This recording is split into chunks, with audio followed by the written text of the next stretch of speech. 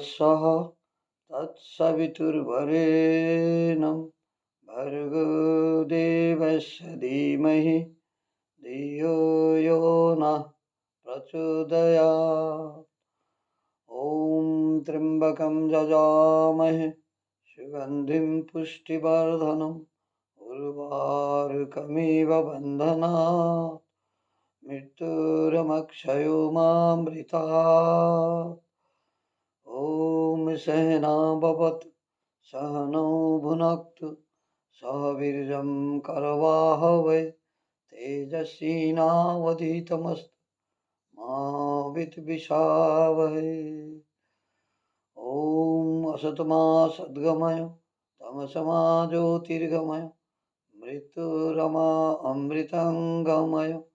ॐ शांति शांति शांति।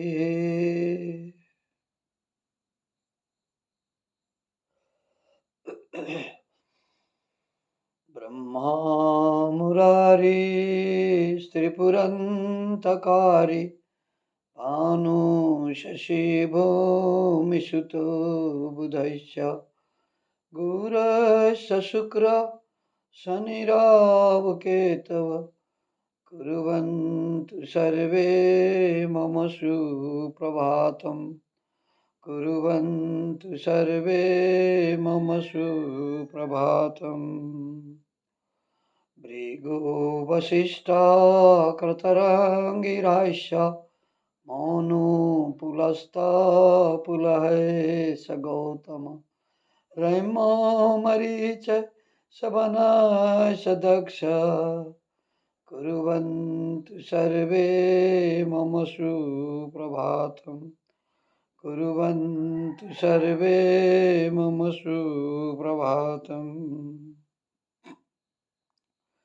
पृथिवी सगन्धा सरसस्तथाप स्पर्शे च वायुर्च जलं च तेजो नभो सशब्दं महता सहैव कुर्वन्तु सर्वे मम सुप्रभातम् कुर्वन्तु सर्वे मम सुप्रभातम्।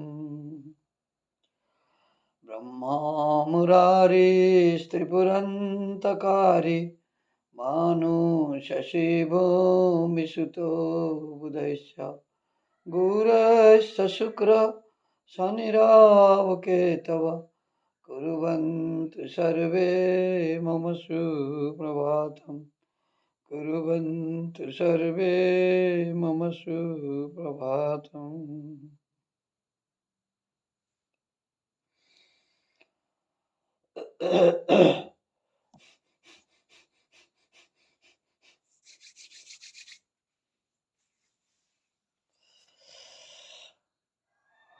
आज मैं योगा के बारे में अब सबको सुप्रभात योगा के बारे में बोल रहा हूँ।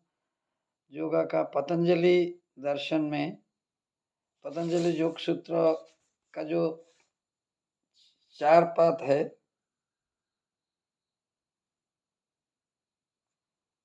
जो पतंजलि योग दर्शन में जो वर्णित किया वो 4 भाग है इसमें योगा का।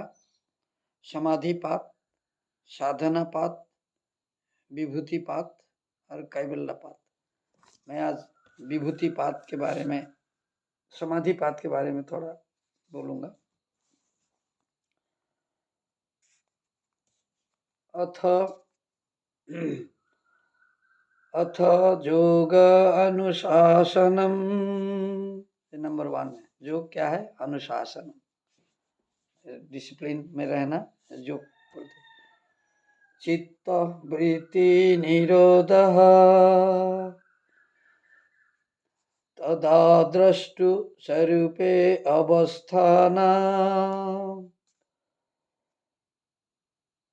वृत्ति स्वरूपमित तत्र वृत्तयो पंचतयो क्लिष्ट अक्लिष्टः।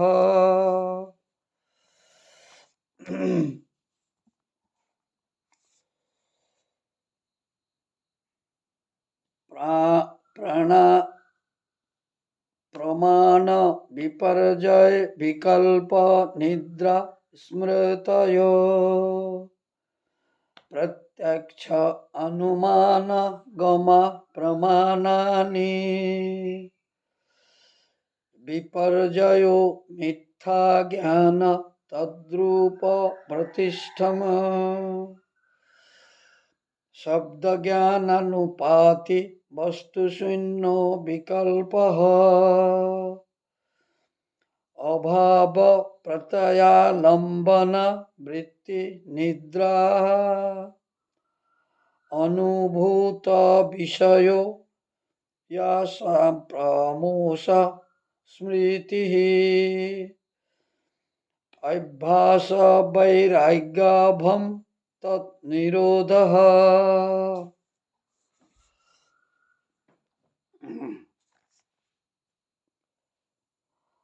तत्र स्थितो यत्नोऽभ्यासः स तु दीर्घकाल नैरन्तर सत्कार सेवितो दृढभूमि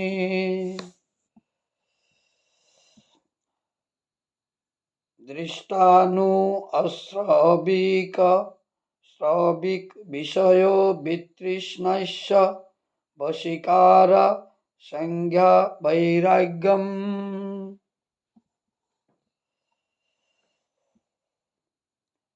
तत्परं पुरुष ख्याते गुणत्रये गुणवैतृष्णम्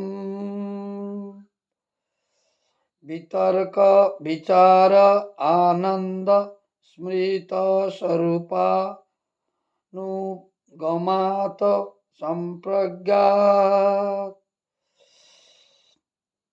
विराम प्रत्ययाभ्यास पूर्व संस्कार सोयनः भव प्रत्ययो विदेह प्रकृतिल यानामः श्रद्धा बीर्ज स्मृति समाधि प्रज्ञापूर्वक इतरेषां। ये 20 नंबर तक मैंने बोला। तो समाधि साधनापात समाधिपात विभूतिपात कैवल्यपात ये 4 पाद में भाग किया गया है पतंजलि ऋषि का योग दर्शन। तो इसको हमें सिर्फ योगा का मतलब सिर्फ व्यायाम नहीं है। आज जो भी लोग मैं देखता हूँ 90% लोग सोचते हैं yoga means only exercise. No, it is not only exercise. Exercise भी है, नो डाउट। जॉगिंग है, आसन है, प्राणायाम बहुत इंपॉर्टेंट चीज है। प्राणायाम प्राण को आयाम करना, सबसे प्राण नहीं होने से हम लोग नहीं चल सकेंगे। तो अभी शरीर का जो 3 किस्म का प्राण के बारे में बोला है। प्राण यहाँ रहता है अपान नाभि के नीचे, उदान, पंच प्राण है। 3 जगह इंपॉर्टेंट जगह है हम लोग का। ब्रह्मा पेट, विष्णु ये महेश्वर।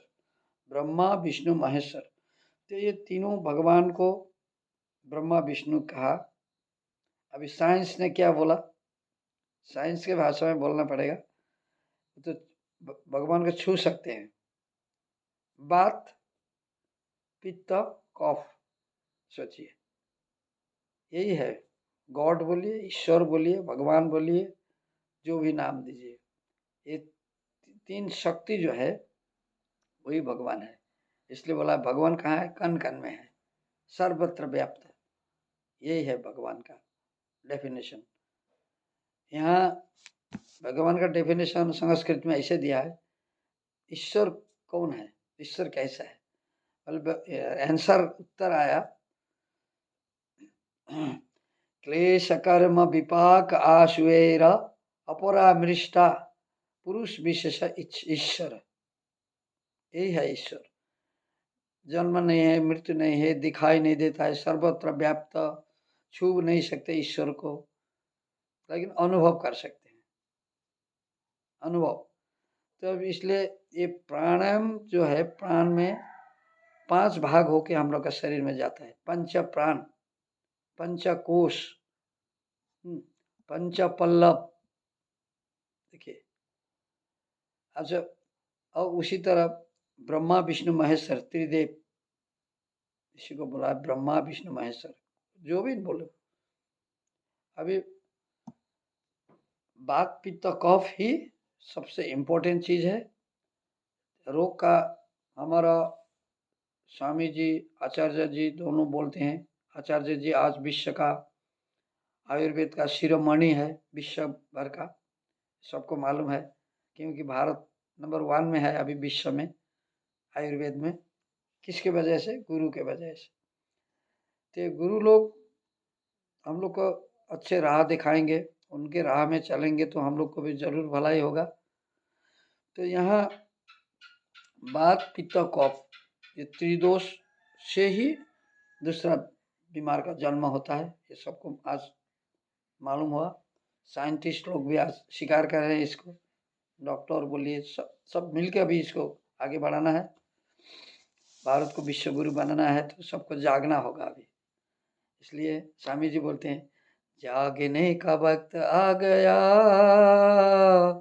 जागने का वक्त आ गया, जागने का वक्त आ गया,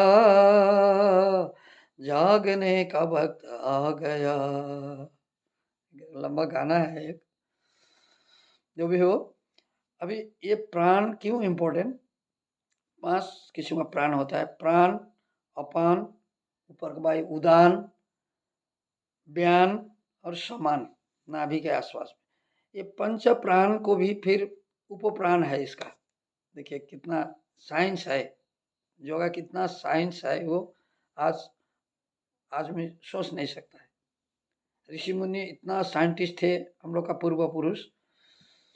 तो प्राण, अपान, उदान, व्यान, समान, पंच प्राण हो गया। उपप्राण क्या है? नाक, कूर्म, कृंकल, देवदत्त, धनंजय, ये उपप्राण है।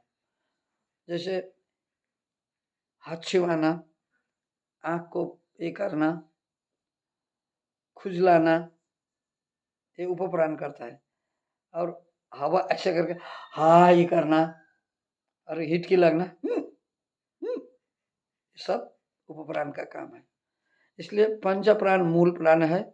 प्राण, अपान, उदान, व्यान, समान, ये मूल प्राण। उपप्राण हुआ नाक, कूर्म, कृंकल, देवदत्त, धनंजय। इसको जानना पड़ेगा पहले। यानी कि 10 वायु जब शरीर से निकल जाएगा तब मृत्यु होता है आदमी का, उसका आगे नहीं होता मृत्यु। लेकिन आज साइंटिस्ट आज का जमाने में क्या बोलता है, हार्ट स्पंदन बंद होने के साथ साथ उसको मृत्यु डिक्लेयर करते हैं। पहले नहीं करता था। पहले का आदमी लोग जानता था, किसी को सांप ने डस लिया तो उसको नौका में ऐसा केला के पीस बना के, भूरा बोलते हैं, वहाँ बहा देते थे। क्यों? क्योंकि मैंने नहीं जाना, मुझसे भी और ज्ञानी लोग निकलने से बचा सकता है, क्योंकि उसका वो 10 वायु निकला नहीं, उनको मालूम था। चूल जब निकालेंगे तो चूल नहीं निकलेगा, इसका मतलब चूल में भी हो सकता है प्राण। इसलिए 10 वायु के बात यहाँ आ जाता है, क्योंकि आदमी तो वही है। आज भौतिक जमाना आया, नो डाउट, आराम है, आदमी लोग काम करने नहीं पड़ता है। कंप्यूटर साइंस टेक्नोलॉजी, मंगल ग्रह में जाना, सूर्य में जाना, चाँद, मैंने कहाँ कहाँ चाँद पर तक जाके आए। इतना ये भौतिक साधन नो डाउट आगे गया, लेकिन आध्यात्मिक सबसे इम्पोर्टेंट है।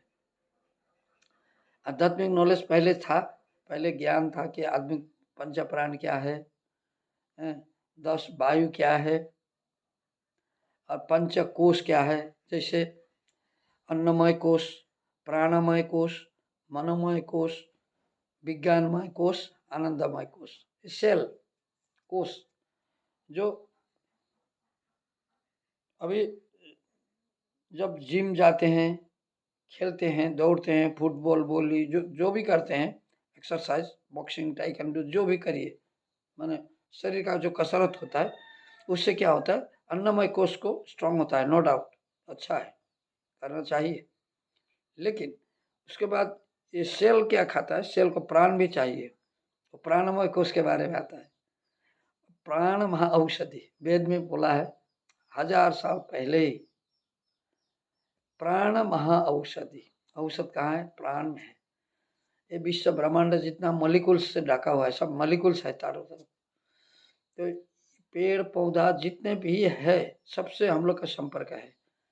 एक आदमी का सारा विश्व से संपर्क है हम लोग का, ये तो सबको मानना ही पड़ेगा। क्योंकि अभी मैं ऑक्सीजन, हम लोग जब सांस लेते हैं, सिर्फ यहीं का सांस नहीं लेते, सारा वर्ल्ड का कनेक्शन हो जाता है धागे की तरफ, मॉलिक्यूल्स।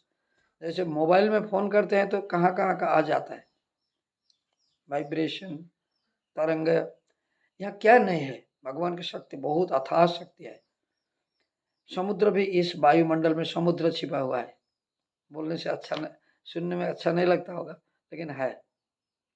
इतना जो विशाल समुद्र, प्रशांत महासागर, अटलांटिक महासागर, कितना जितना भी 6 सागर है बड़ा बड़ा, सब ये वायुमंडल में छिपा हुआ है, सोचिए। यानी कि यहाँ जल भी है, वायु, जल। इसलिए गीता में बोला है, गीता में इसमें नक्षत्र नाम अहम शशि बोला है। मारुति, मारुति वायु को बोला है, मारुति मरुता तस्मी नक्षत्र नाम अहम शशि। देखिए, अच्छा इसका पूरा मैं बोलूं, आदित्य नाम अहम विष्णु ज्योतिषां रविरंशुमान मरीचि मरुतात अस्मि नक्षत्र नाम अहम शशि। ये भगवान बोला है, ईश्वर जो है उनका कहना है। यानी कि भगवान की इतना शक्ति है, इसी को समझाने के लिए बोला है। आदित्य नाम अहम विष्णु, आदित्य का सब 12 पुत्र में से मैं विष्णु भगवान हूँ। यानी कि वायु विष्णु, जो हम लोग सांस भरते हैं, सांस को लेना छोड़ना विष्णु का ही काम है, पालन करने वाला, इसको समझिए। आदित्य नाम अहम विष्णु ज्योतिषांग रविरंशुमान, ज्योतिष का में मैं रवि हूँ, यानी कि सूर्य हूँ। सूर्य अगर नहीं होता तो ये सोलर सिस्टम नहीं चलता। सूर्य से ही सब कुछ मिलता है। मैंने अगले कोई एक वीडियो में भी बोला है, कलर ट्रीटमेंट, सूर्य के 7 रंग से कैसे ट्रीटमेंट किया जा सकता है, वो आप लोग वीडियो को खोज के देखिए, जरूर आप लोग को भी फायदा ले सकेंगे यहाँ से। सोलर एनर्जी, सोलर एनर्जी से क्या नहीं होता, लाइट चलता है, फैन चलता है, ट्रेन, गाड़ी सोलर से चलता है। तो सूर्य में इतना शक्ति है, इसलिए भगवान बोला है उसको, इसलिए बोला है रवि, रवि माने सूर्य। अभी मारुति मरुता तस्मी, मारुति मरुता तस्मी, मारुति जो बोला मरीचि, मरीचि वायु मारुति का राजा है, मरीचि। नक्षत्र नाम अहम शशि, अभी नक्षत्र माने वायु का राजा। 49 वायु के बारे में गीता में बोला है, 49 किस्म का वायु होता है। जैसे oxygen, hydrogen, carbon, nitrogen, phosphorus, जितना भी ऐसे वायुमंडल में, उसी जमाने में बोला था जब साइंस भी उतना डेवलप नहीं हुआ था। ऋषि मुनि कितना साइंटिस्ट थे होंगे, उसी जमाने में गीता में लिखा है कि 49 किस्म का वायु में जो है विद्यमान, तो उसी को हम लोग भरना है, प्राणायाम में लेना है। दवा, दवा ऑटोमेटिक आ जाएगा शरीर में, जो चाहिए शरीर ऑटोमेटिक लेगा, नहीं चाहने वाला कार्बन से निकल जाएगा। देखिए कितना साइंस है। जो यहाँ फेफड़ा, हाँ, अभी 9 सिस्टम के बारे में यहाँ बोलना पड़ेगा। अंग्रेजी में भी आज डॉक्टर लोग, साइंटिस्ट लोग यही सिस्टम के बारे में, हमारा शरीर में 9 किस्म का सिस्टम है। अंग्रेजी में बोलने से थोड़ा समझेंगे सब बच्चा लोग भी, कोई सुनने से भी। इंग्लिश मीडियम का बच्चा लोग आजकल समझने में दिक्कत होता है, हिंदी भी नहीं जानते हैं बेचारा लोग, तो इसलिए मैं थोड़ा अंग्रेजी में ही बोलूँ। there are 9 systems in our body. The number 1 is skeleton system, यानी कि कंकाल तंत्र. 206 bones are joined in our body.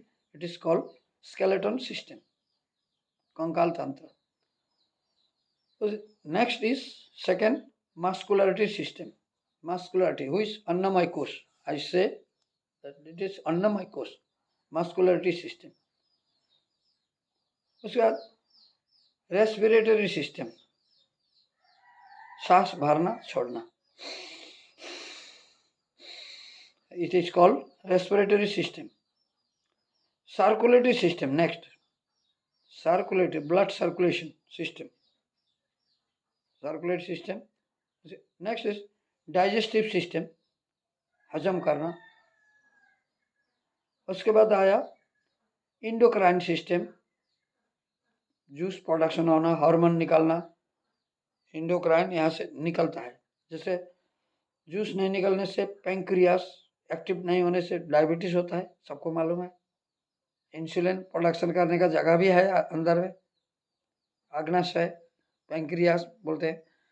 तो इंडोक्राइन सिस्टम है, इसलिए वो निकलता है. इंडोक्राइन सिस्टम खराब गड़बड़ी होने से इंसुलिन लगाना पड़ेगा, इंजेक्शन.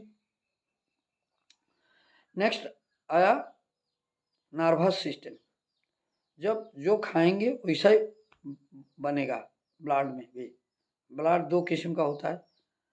एक एसिडिटी ब्लड होता है, अम्लधर्मी और क्षारधर्मी, एल्कालिन.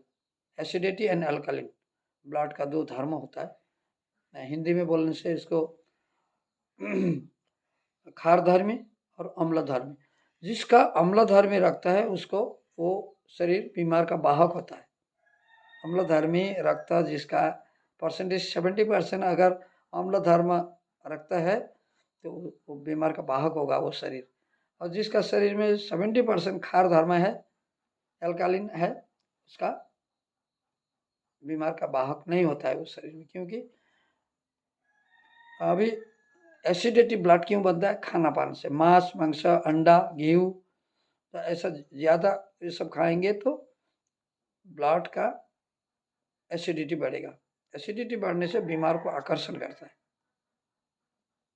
तो इसलिए आज सारा वर्ल्ड में देखा गया है निरामिष के प्रति आदमी का रुचि बढ़ रहा है.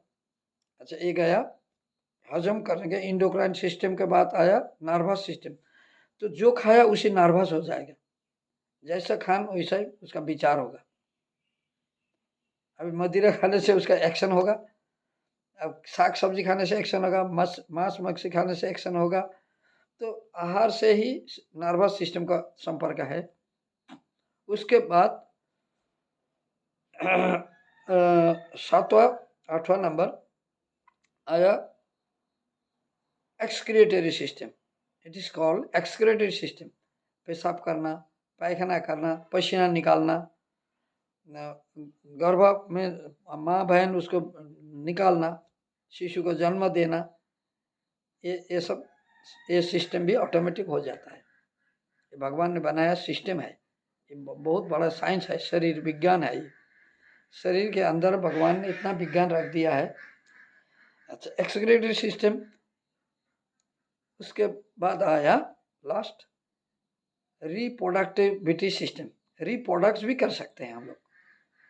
एक रोबोट प्रोडक्ट्स नहीं कर सकता लेकिन सब काम कर सकता है. रोबोट का रेस्पिरेटरी सिस्टम नहीं है, सर्कुलेटरी सिस्टम नहीं है, रिप्रोडक्टिविटी सिस्टम नहीं है, बाकी दे सकता है. और मस्कुलर सिस्टम भी नहीं है उसका, लेकिन काम करता है, फुटबॉल खेलता है, कुछ भी बोलिए सब कर सकता है. वो रोबोट है. हम लोग तो भगवान ने बनाया हुआ एक रोबोट है. भगवान का रोबोट बोलिए, एक भाषा में बोलने से भगवान का रोबोट. भगवान जैसा चलाएंगे वैसा चलेंगे. तो भगवान ने हम लोग को इतना ताकत दे के भेजा है, कुछ सोच सकते हैं, देख सकते हैं, सुन सकते हैं, खाने से उसको डाइजेस्ट करने, डाइजेस्ट सिस्टम है, सब सिस्टम शरीर में. इसलिए वो 9 सिस्टम जो है, 9 सिस्टम, उसको बहुत इम्पोर्टेंट सिस्टम है, उसको आप लोग को ये वीडियो से ज़रूर कुछ तो समझेंगे। अगर ऐसा नहीं हो तो फिजिकली कभी बैठ के भी कर सकेंगे। मेरा दोस्त लोग बुलाते हैं मुझे, मैं जाता हूँ, उनसे डिस्कस करता हूँ। मैं भी उतना बड़ा गुरु नहीं हूँ, तो भी जो मैंने सीखा, वो जो जो सीखा उससे भी किसी का काम आए, तो इसलिए मैंने ये वीडियो के से बोलने का कोशिश किया। तो सबसे इम्पोर्टेंट हम लोग को भगवान को मानना पड़ेगा। ईश्वर का जो शक्ति है उसी से ही चलता है। तो इसलिए अभी कोष के बारे में थोड़ा मैं बोलूं। अन्नमय कोष खाने से होता है, अन्नमय कोष, और मनोमय कोष थिंकिंग, मनोमय कोष। जैसा अन्न वैसा मन भी होगा। मनोमय कोष, मनोमय कोष, और उसके बाद आया विज्ञानमय कोष, आनंदमय कोष। ऐसा करके पंचकोश भी है शरीर में, उसको भी जानना पड़ेगा हम लोग। पंच प्राण, मूल प्राण 5, 10 वायु होता है, उपप्राण मिलके 10 वायु। उसी तरह कोष भी पंचकोश है, सेल। पंच पल्लव है, पंच अमृत है। सब ऐसा करके वो, अगर हम लोग पहले का ऋषि मुनि का फॉलो करते तो आज शायद ये तृतीय विश्व युद्ध जो होने वाला है वो भी नहीं होता था, मुझे लगता है। आज ये लोग को बेचारा क्या मालूम है। हवास में लड़ाई चल रहा है, इजराइल हवास का लड़ाई, इसका 4-5 साल आगे अमेरिका और उत्तर कोरिया का लड़ाई। इससे क्या दर्शाता है कि आदमी आपस में लड़ रहा है पशु का जैसा। तो आदमी विश्व योगा दिवस में भी हम लोग ये बोलते हैं, विश्व योगा दिवस का जो मंत्र है सारा वर्ल्ड मिल के बनाया गया, ये संस्कृत का ही है मंत्र। उसमें देखिए कितना मीनिंग है इसमें। संगच्छधं संबोधधं संभो मनांसि जानतम् देवभागं यथा पूर्वे संजनाना उपासते। देवभागं यथा पूर्वे संजनाना उपासते। देखिए मैंने क्या, नाना उपासते, इतना विश्व में नाना किस्म का है। इधर बौद्ध बोले, हिंदू, क्रिश्चियन, जैन, पारसी, ये तो मूल धर्म हुआ। उसके बाद उपजाति कितना भाषा, कितना विडम्बना है वर्ल्ड में। भारत में ही कितना भाषा है, कितना धर्म है। तो वर्ल्ड का विश्व मानव आखिर तो एक ही तो है। मानव का धर्म तो एक ही होना चाहिए था, लेकिन इसलिए इस मीनिंग है सारा नाना उपासते, ये उपासना पद्धति है, धर्म नहीं है। इसका ये विश्व योगा दिवस का मंत्र है। जैसे सर्वे भवन्तु सुखिना, सर्वे सन्तु निरामये, सर्वे भद्राणि पश्यन्तु, मा कश्चित् दुःखभाग् भवेत्। ओम शांति शांति शांति। ये ऋषि मुनि का बात है। सर्वे भवन्तु सुखिना, सब वर्ल्ड सुखी हो, सब निरोगी हो, सबका विकास हो। तो इस विश्व को, मानव को लेके ऋषि मुनियों ने सोचा था, यानी कि भारत ने ही सोचा था। आज तृतीय विश्व युद्ध में भी मध्यस्थता करने के लिए कि भारत का ही ये सौभाग्य मिला है ऑलरेडी। तो ये हम लोग भारत में है, तो भारत का संतान होके अगर हम लोग योगा को नहीं जाने, ये तो शर्म का बात होगा। इसलिए मैं सबको हाथ जोड़ के बोलता हूँ, थोड़ा इंटरेस्ट दीजिए, अपने बाल बच्चों को भी योगा के प्रति थोड़ा आकर्षण बनाइए। जितने भी अभिभावक है, गार्जियन लोग हैं, सबको जितना जाने, कम से कम नहीं जानने से भी इंटरेस्ट रखिए इसको। भाभी आने वाला संतान को, कमिंग जनरेशन को माने अज्ञान में मत रखिए, नहीं तो बेचारे लोग अज्ञान में पड़ जाएंगे। हम लोग को जैसा होगा, नहीं तो हम लोग को भी थोड़ा कष्ट करना पड़ा, बहुत पुस्तक पढ़ना पड़ा, कहाँ से कलेक्शन करना पड़ा, विभिन्न गुरु के साथ भेंट करना पड़ा सीखने के लिए। तो आने वाला पीढ़ी को ताकि वैसा करना ना पड़े, इसलिए प्रत्येक माँ बाप, गार्जियन लोग इसको थोड़ा अपने अपने बच्चों को इसके बारे में बचपन से ही इसको आदत कराइए। योगा क्या है, मेडिटेशन क्या है, ध्यान क्या है, प्राणायाम क्या है, इसके बारे में कमिंग जनरेशन को जरूर सिखाना पड़ेगा। नहीं तो भारत विश्व गुरु कैसे बनेगा? अगर रोगी भारत में रोग है, आदमी सब बीमार है, तो कहाँ से डेवलप होगा? भारत को डेवलप करना है तो रोग मुक्त समाज बनाना पड़ेगा। जैसे विश्व रोग मुक्त बनाने के लिए ऋषि मुनि ने चाहा, तो कम से कम विश्व नहीं, हम लोग तो अपने अपने देश को, अपने अपने एरिया को, अपने अपने गांव क्षेत्र जहाँ जो है, अपने अपने तो कोशिश तो करके देखिए। एक एक बिंदु से ही सिंधु होता है। आप अकेला मत सोचिए, आप शुरू कर दीजिए, आपसे ही जुड़ेंगे कोई, वो जुड़ेंगे, वो जुड़ेंगे। तो एक माचिस का तीली से कितना बड़ा आग हो सकता है, तो आप के जरिए ये आपका आसपास का कितना उपकार हो सकता है। तो आज उसको आप सोच नहीं सके होंगे, लेकिन होगा, चिंगारी हो जाएगा। तो भारत विश्व गुरु बनने के लिए यही एक मंत्र है, रोग मुक्त समाज बनाना पड़ेगा। तो आज वीडियो ज़्यादा लंबा नहीं करूँगा, तो सभी दर्शकों मेरा ओम प्राणायाम।